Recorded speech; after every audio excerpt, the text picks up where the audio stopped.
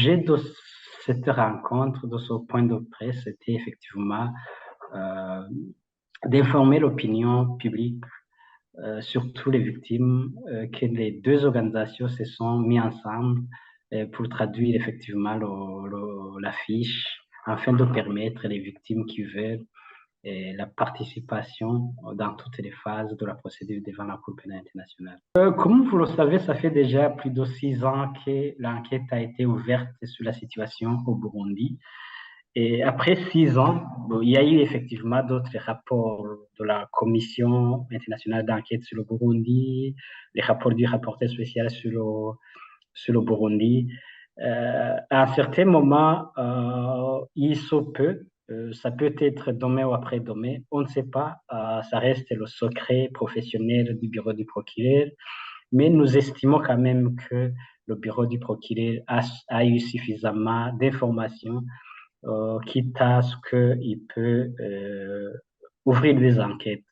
Je ne dirais pas que cela se prête dans ce point de presse dicté par un quelconque avancement, mais cela n'exclut pas effectivement que il se peut que l'année prochaine, dans 2 ans, dans 6 mois, le bureau du procureur pourrait clôturer les enquêtes et franchir l'étape suivante. Nous n'avons pas d'informations, ça reste le secret du bureau du procureur, donc les enquêtes sont faites de façon confidentielle.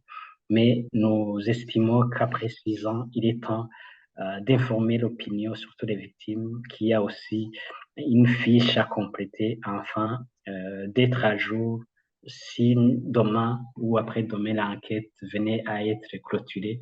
Il ne faut pas que les victimes soient surprises de ne pas avoir eu connaissance de cette fiche. Donc, c'est l'une des étapes qu'il faut remplir avant la prochaine étape qui pourrait arriver, je ne sais pas quand, parce que ça reste confidentiel. C'est pas à dire que toutes les personnes qui ont fait les dépositions ou témoignages doivent, non, mais toute personne qui a l'intention, qui veut participer, parce qu'il y a ceux qui veulent se faire représenter par des avocats, c'est leur droit, mais il y a des gens euh, qui veulent participer personnellement dans toutes les phases de la procédure. C'est leur droit, c'est prévu par le statut de Rome de la Cour pénale internationale. Et c'est ça la différence avec d'autres mécanismes internationaux. La CPI autorise les victimes, parce que c'est les victimes elles-mêmes qui ont souffert, qui ont vécu cette situation dramatique, donc qui peuvent accéder à toutes les procédures, à toutes les phases de la procédure. Donc c'est ça la différence de la CPI et d'autres mécanismes judiciaires internationaux. Donc la CPI autorise les victimes à participer personnellement dans toutes les procédures, dans toutes les phases de la procédure et du début à la fin, contrairement aux autres mécanismes. Donc, ils ne doivent pas, mais ils peuvent. Et bien qu'ils peuvent, c'est la greffe de la CPI qui opère le choix de ceux qui ont le dossier consistant qui peuvent avoir l'autorisation. Donc, ça reste le secret de la greffe. Toutes les personnes qui vont remplir la fiche n'auront pas automatiquement le droit.